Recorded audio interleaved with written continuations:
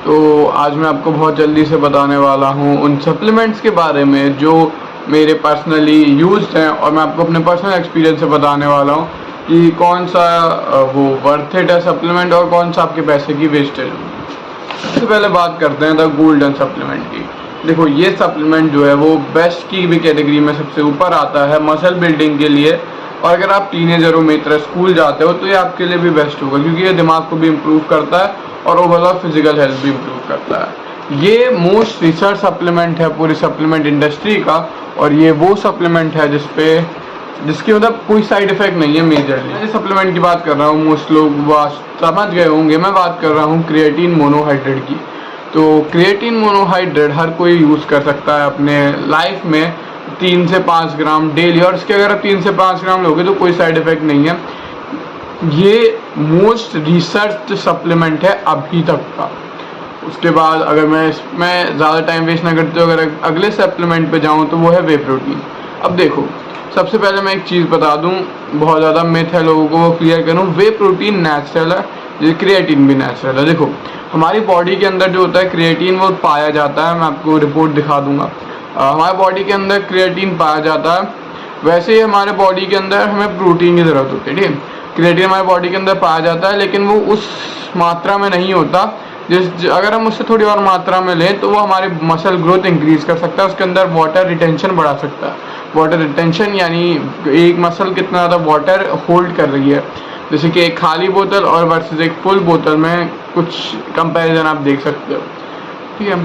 तो नेक्स्ट, वे प्रोटीन जो होता है वो आपका दूध फाड़ के जो पनीर आप बनाते हो, पनीर बनाने के बाद एक जो वाइट मिल्क की सब्सटेंस रह जाता है, उससे ही वे प्रोटीन बनता है। 100% नेचुरल है। अब देखो, वे प्रोटीन के साथ ये है कि अगर आप अगर 90% इंडियन 80% इंडियन की तरह और आपका प्रोटीन कंप्लीट नहीं हो पाता डेली, तो आप ज़रूर वे प्रोटीन लो। वो भी आपके मसल में ग्रोथ और आपके हाइट में ग्रोथ देखने को मिलेगा आपको प्रोटीन लेते ही। अगर आप प्रोटीन कंप्लीट कर लेते हो कंप्लीट सोर्सेज से, जैसे कि हो गया चिकन, फिश, अंडे, दूध, दही और डेयरी प्रोडक्ट वगैरह, तो फिर आपको कोई ज़रूरत नहीं है वे प्रोटीन लेने की। अगर आप अपना प्रोटीन गोल हिट कर रहे हो, प्रोटीन गोल आपका वेट जितना है उसका 1.5 टाइम अराउंड वो आपका प्रोटीन गोल हो जाएगा। अगली चीज़ जो जल्दी से मैं आपको सप्लीमेंट बताता हूँ, अगली चीज़ मैं आपको प्री वर्कआउट बताना चाहूँगा। देखो, प्री वर्कआउट आप लो ना लो ये फिर आपके ऊपर डिपेंड करता है, लेकिन मैं इसके पॉजिटिव और नेगेटिव दोनों आपको बता देता हूँ। पॉजिटिव ये है, हाँ, पंप अच्छा आता है। वर्कआउट में भी हाँ 19-20 का अंतर आता है काफ़ी अच्छा। 19-20 का मतलब ज़्यादा ही रैप निकालोगे और एक्सरसाइज में दो तो इतना बुरी बात नहीं है। लेकिन इसका नेगेटिव जो मुझे फील हुआ है, शायद आपको ना हो या आपको हो भी सकता है, वो है कैफीन डिप, यानी एनर्जी डिप जो आपको फील होती है वो कैफीन के असर खत्म होने के बाद। तो देखो, ऐसा होता है जब मैं प्री वर्कआउट लेते हैं तो थोड़े टाइम के लिए आपकी एनर्जी ऊपर जा रही होती है, उसके बाद एक साइड टाइम के आने के बाद वो नीचे गिरती है बहुत ज़्यादा रैपिडली। यानी मान लो पहले ऐसे ऊपर गई, जैसे कॉफ़ी चढ़ा आपके ऐसे ऊपर गई, यहाँ से अब फिर वो डिप आएगी, और वो डिप आएगी तो वो बेस लेवल से नीचे जाएगी, और जो आपको डिप जो होगा ये बहुत फील होगा, तो उससे ना थोड़े टाइम के लिए लेथार्जिक फील होता है, और आपके जो आगे के वाले काम होते हैं उनमें थोड़ा डिस्टर्ब हो जाता है। अब देखो, अगर आप 7-8 बजे वर्कआउट करते हैं और उसके बाद फिर आपको कुछ नहीं करना है, आपको पता है कि आपको अब इसके बाद घर पे खाना खाना है, थोड़ा बहुत हल्का फुल्का काम करना है और सो जाना है। और मतलब हल्का फुल्का काम मतलब नॉन नेसेसरी काम जो बहुत ज़्यादा ज़रूरी नहीं है, और जैसे रीडिंग करते हैं कुछ लोग रात में, कुछ मेडिटेशन करते, घर वालों से बात करते हैं, तो ये काम आप कर सकते हो। उसके बाद आपको जो डिप आएगा उसमें आप सो जाना, आपको नींद भी अच्छी आएगी। लेकिन अगर आप उसके बाद स्कूल जाते हो या कुछ और काम करते हो मेरी तरह, स्कूल जाते हो वर्कआउट के बाद, तो आप प्री वर्कआउट मत लेना, क्योंकि उसका जो स्लीप आती है वो आप क्लास में सो जाओगे मैथ्स की। जल्दी से अगले सप्लीमेंट पे बात करते हैं। तो यहाँ पे मैं 3 सप्लीमेंट दिखाने वाला हूँ, ये मैंने यूज़ करे हुए हैं। तो ये है मैग्नीशियम और जिंक, कैल्शियम। तो ये तीनों सप्लीमेंट मैं आपको रिकमेंड नहीं कर रहा हूँ, बस आपको एक जेन्युइन बता रहा हूँ कि आप अपना ब्लड टेस्ट कराओ।